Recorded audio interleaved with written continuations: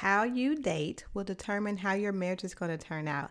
I have a guest with me today, Dr. Michelle Echols. Go ahead and cue my theme music.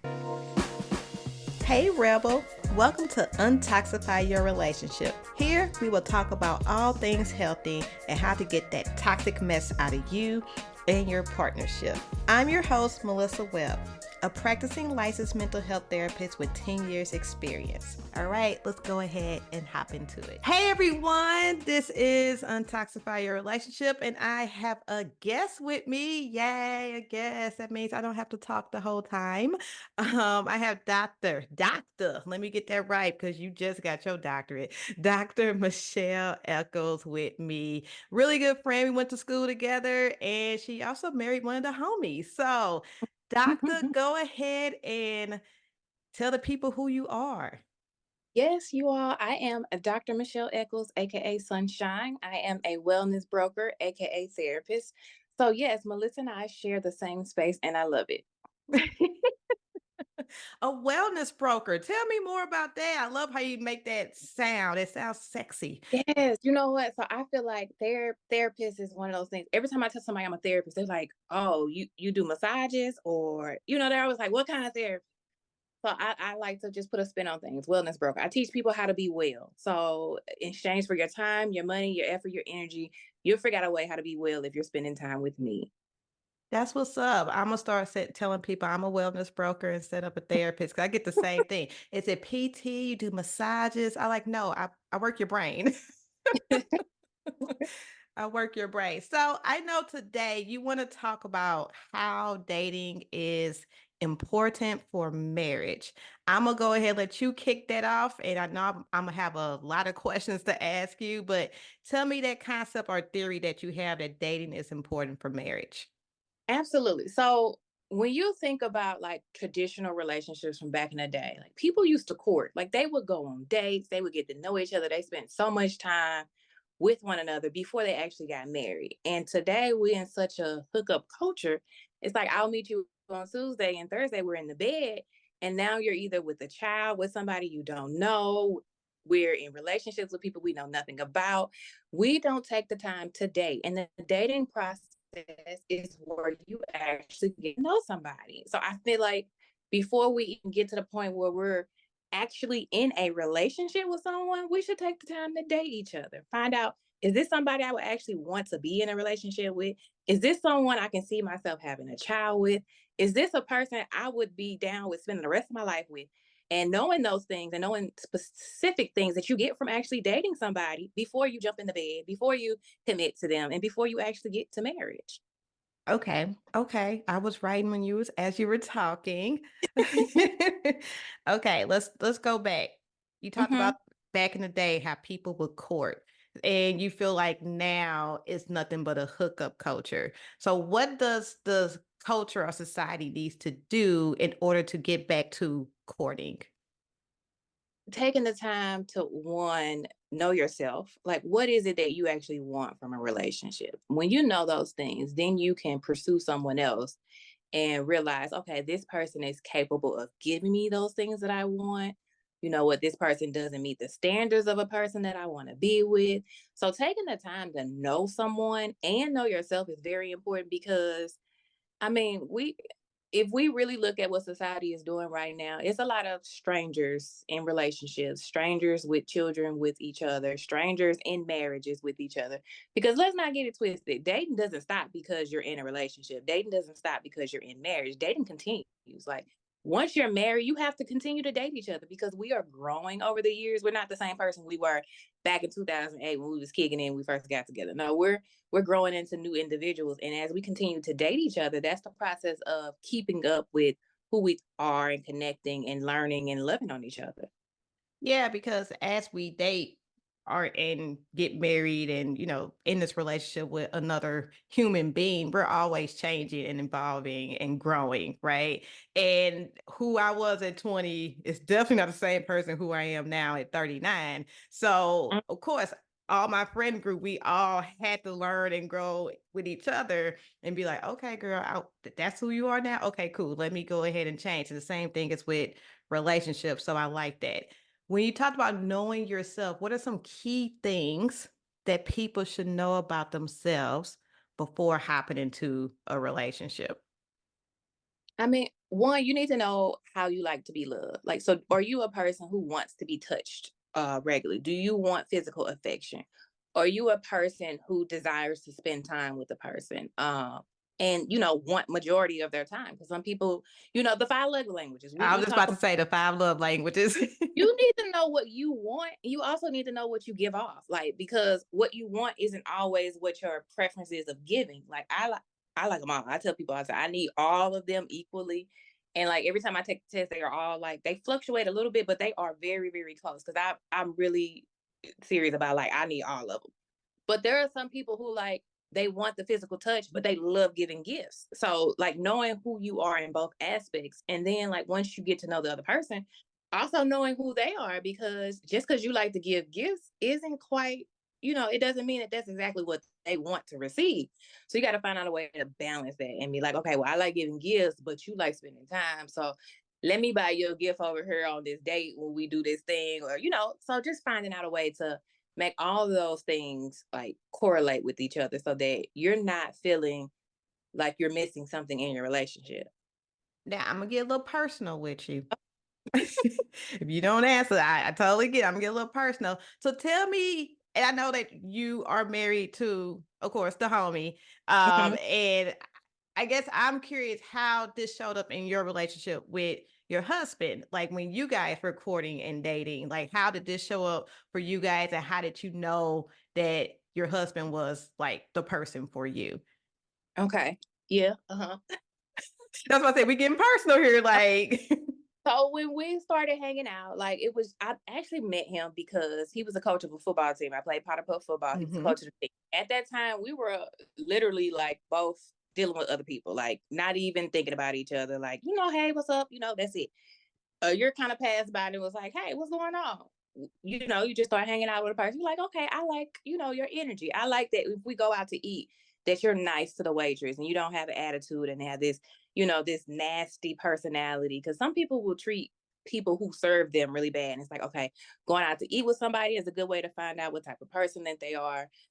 We just really enjoyed a lot of the same stuff. We like movies, we like laughing. And like he's a really silly person with this dry humor, and I have dry humor too. So it's like that clicked. Like I was like, okay, you get me. You really get me. So it's just like over time, the conversations were happening. We were learning a lot about each other. It was like, okay, you want to have children. This is how you want to discipline your children when you get older. You look for marriage. We both were very adamant about being married before we had children.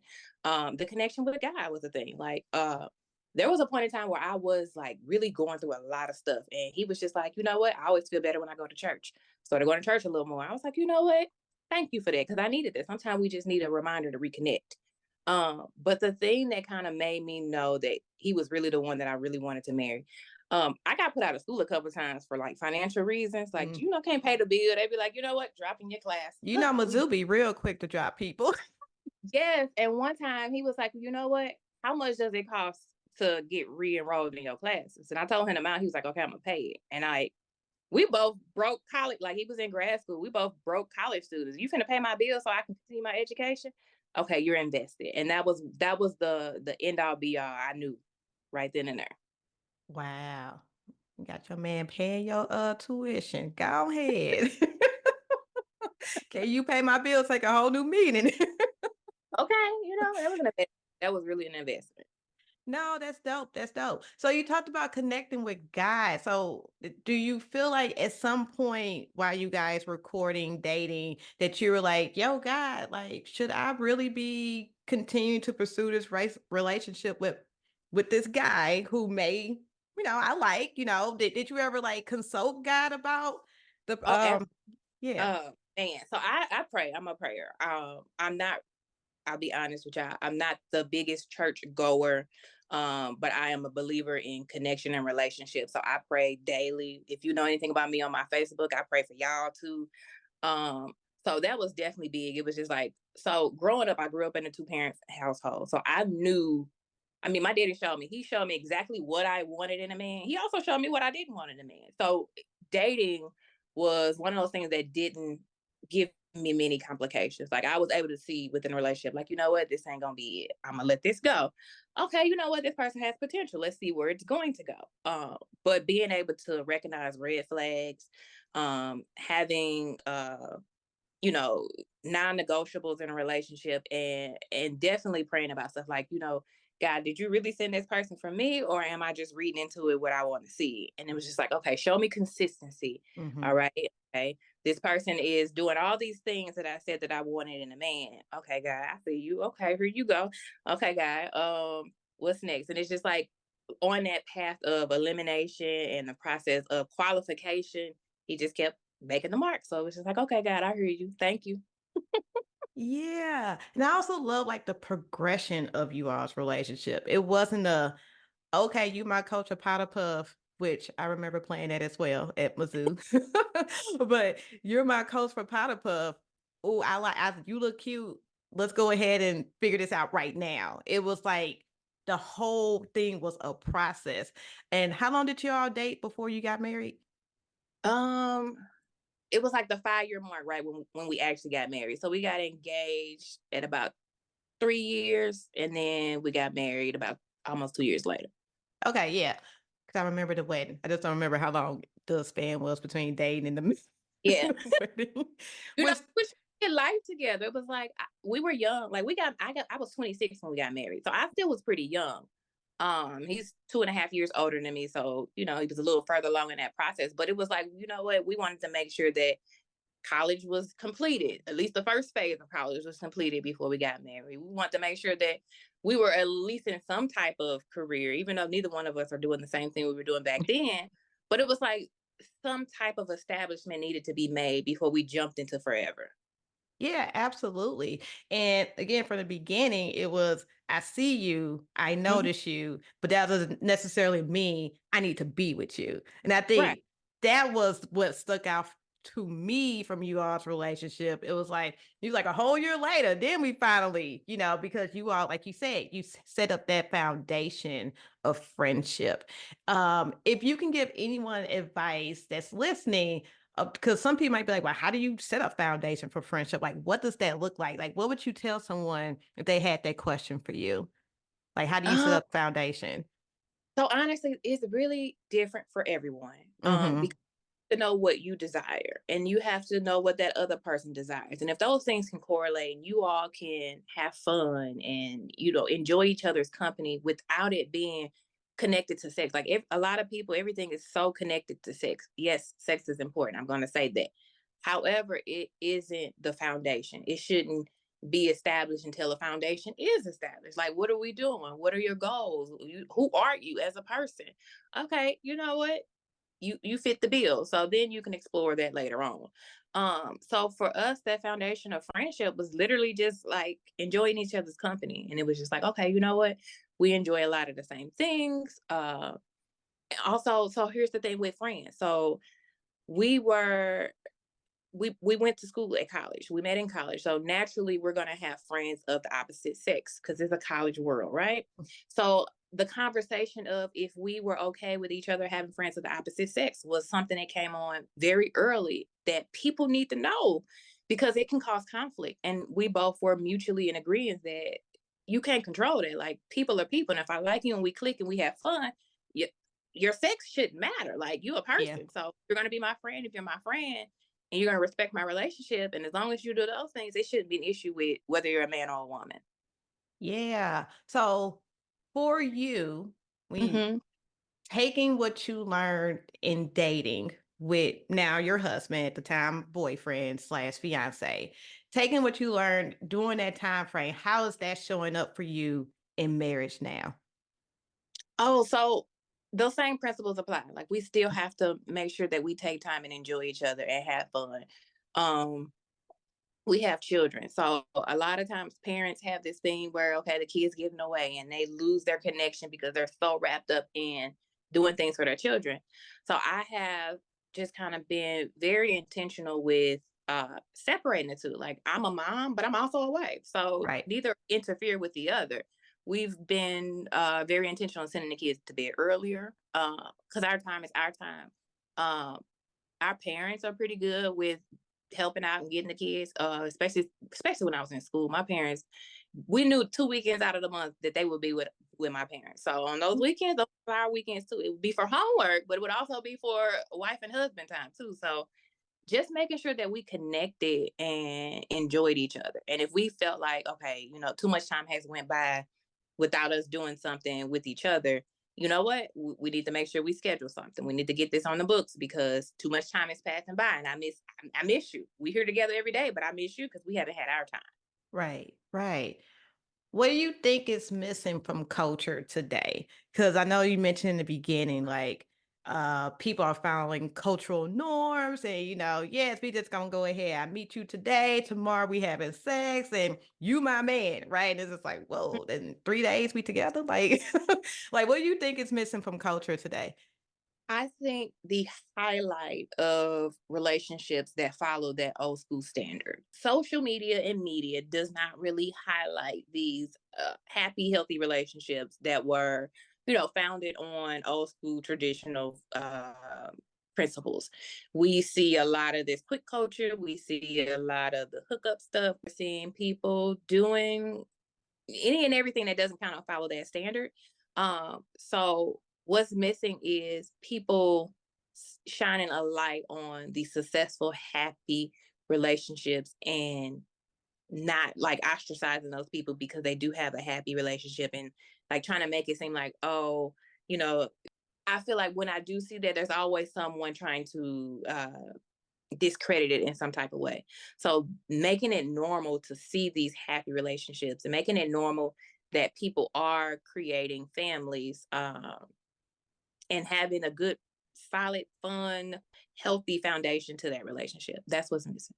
So I noticed on Facebook that you're doing a marriage retreat for people in August, I believe, or is it September? I, it's Labor Day weekend, so it's August into September. Yes, yes. Okay. Tell me more about this retreat that you're having for couples, married couples, and how uh, the foundation that we've been talking about is applied to your retreat. Absolutely. As a therapist, I see mostly teens and couples. And one of the common themes that I found with my couples was that they were not finding like actual events that were catered to married people. It was like things that were catered for people who were newly dating, people who were just like trying to hang out, but not like the veterans in the game. So I was like, you know what? Let me look into this. And as I searched, I really didn't find anything, especially not here in St. Louis. It's like stuff, but not really stuff. Like, there are people who like, oh, I have my married friends, but we don't really have nothing to do for real. So we just like hang out at the house and have game night. And we might go to the movies or we go to dinner and do double dates and stuff. So I was like, you know what? This is an opportunity to present something to my people who need this. So Labor Day weekend, August 30th, 31st, and September 1st. Here in St. Louis, we are going to have the I Think I Love My Spouse marriage retreat. This retreat is actually for people who are married, those are who engage, and those who are dating and looking forward to being married. Because what we do, like you said, we're going to start with those foundations of friendship, getting to know each other, things that are important to have within a relationship. So we're going to talk finances. We're going to talk about communication. We're going to break down those barriers to those hard conversations that people typically don't have. But we're going to do this in a supported environment. We're also going to have fun. We're going to have a sexy date night experience. We're going to learn a dance routine. We're going to have a sex therapist come in and talk to us and help us with that reconnection and just those. Sometimes, you could be married 20 years and you know what? Some just ain't quite the same. Yeah. Or things are amazing, but let's turn it up a notch. So everything isn't always about repairing. It's just about, reconnecting, rekindling, and strengthening what we already have. I believe that the marriage is the foundation of a family. So why not cultivate that marriage so that our families can grow and we can have that and representation of what that actually looks like in our community. Yeah, I like that how you said like it's not always about repairing. And I remember when I was doing because I don't see people one on one no more, thank God. But when I was doing that, it was always people, especially couples or even singles, would come to me when a repair needed to happen. And I'm Mhm. like, You don't see too many people going to therapy just to be like, yeah, I just want to reconnect with my body or just reconnect with my spouse. So I think it's important for people to understand that one, therapy is just not for repair. Therapy can be for a lot of other things. And two, Mhm. when it comes to a relationship, reconnecting and realigning and positive word is Uh-huh. also a good thing as well. And it's okay to go see a professional for reconnection or realignment. And it doesn't necessarily have to be for repairing. I think that's important for people to hear. I think a lot of times people think couples therapy is just for repair. And it's like, nah, it's not. It's not. It's for everything. It's for anything that you need within that relationship or didn't know you needed. A lot of people have this misconception about therapy, about how it's, for somebody who has something going on wrong with them. And it's like, but you go to the doctor every year to get a checkup. You go to the dentist twice a year to get your teeth cleaned and checked out, right? So what is wrong with going periodically to a therapist to make sure your mind and your mental capacity is up to par? It's the stigma that surrounds it. We know that.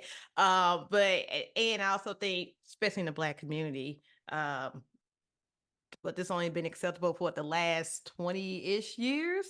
Because I Uh-huh. Oh, remember, oh, go ahead. I remember in college when something happened. I can't remember, but I remember calling home and saying like, "Hey, I think I want to go see a therapist." And my dad was like, "For what?" And I was like, "Well, I'm kind of sad, kind of like." And he mhm. was like, "You can't get over it." I was like, I mean, I think it'd be helpful if I talk to someone. He was like, "Well, if you go, make sure they don't give you no medicine. Hey, they better not be white. It's going to be a white man. If they going to tell you this, they going to tell you that. It's not going to help you." So I already had this concept in my mind when I went to see the therapist that it ain't going to work because my dad knows best, right? And so I think I went in there and I walked right out in like 30 minutes. I was like, yeah, I'm not doing that again. But my dad already put this concept in my head of therapy is bad because it's a white man trying to give you medicine, right?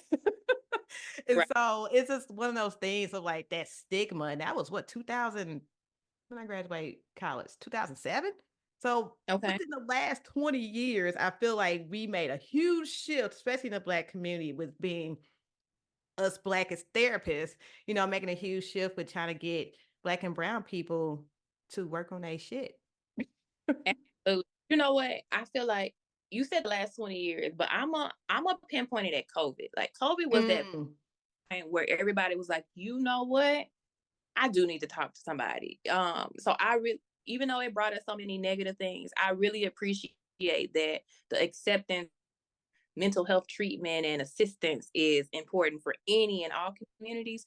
And then actually seeing the growth and representation of the people who are providing these services is actually beautiful too. So yeah, I love that. I love that for us too, especially here in St. Louis. Like, I love how we're like such a close knit people of therapists. Yes. Like, if I you tell need anything, you go to that group and be like, I say, one thing about this community, I love that we can connect in a click of a button.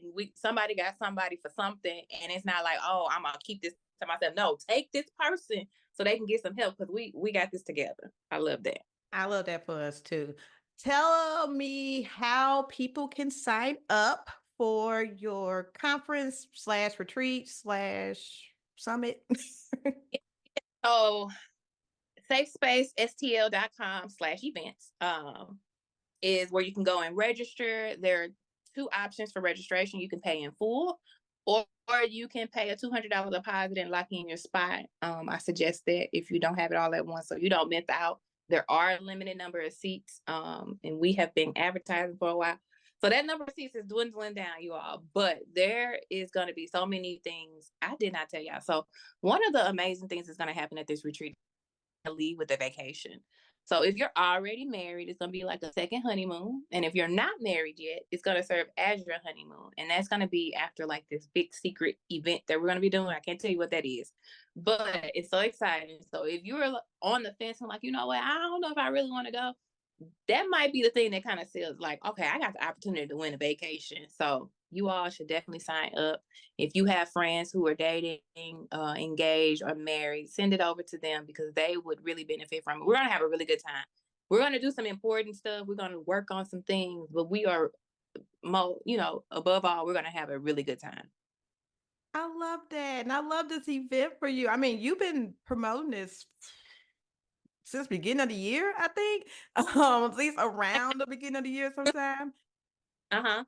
You've been I'm in Facebook group, so there is a Facebook group for it as well, where I know Dr. Echols, she go ahead and give out tips and tricks to everybody who's in the Facebook group for the retreat, and I'm in it, so I always see the things. I'm like, okay, girl, I see you. So it sounds like this is gonna be a great event. I'm going to ask you one last thing. If you can leave anybody out there that's dating or that is single with one piece of advice, what would you leave them with? I would leave them with have the conversation. Whatever's kind of hanging out there in the air, you're questioning, you're unsure about, you're upset about, you're happy about, everything doesn't have to be negative. Whatever it is that you're thinking about, have that conversation, because 9 times out of 10, people are so scared to have the conversation because they don't know what's going to happen because of it. But that conversation is going to save you so much time and stress for nothing. Like having a conversation about something that may help that other person see, you know what? Okay, these are things that is making this person happy. Having that conversation about the thing that you're unsure about is going to just knock out that negative thought process of could, would, should, and just leave you with what is. We have anxiety and depression about stuff because we don't have that conversation, and that's in a relationship, out of relationship, in life, at work, at school, with friends. Have a conversation, because you just really don't know what you're missing out on because you're avoiding that conversation. Well said. Amen, sis. Amen. Yes, that was Dr. Michelle Echols. Please go and sign up for her event. I think I love my spouse. It's going to be amazing. Go and check it out in the show notes. Thank you for listening. Episodes drop every Monday. Go ahead, like, share, and subscribe. Tell your auntie, uncle, and cousin and them. Stay classy, stay non-toxic, and I will see you all next time. Peace. Thank you for listening. Go ahead and share this episode with your family and friends. Don't forget to check out the quiz to figure out what your toxic trait is. The link is in the show notes. Thank you, and see you next time.